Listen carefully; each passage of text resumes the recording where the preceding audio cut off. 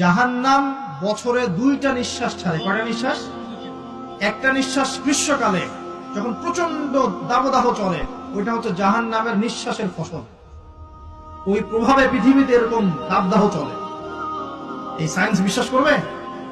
করবে না। ওর বিশ্বাসের আমার যায় আসে না। আল্লাহ পাক বলেছেন সত্য, রাসূল বলেছেন সত্য।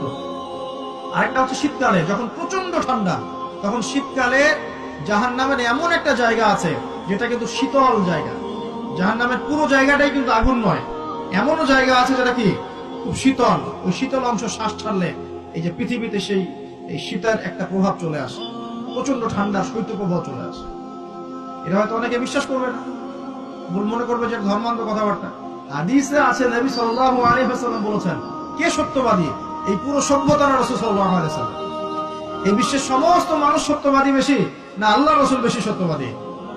বাস, আর কোনো দরকার আছে কথা?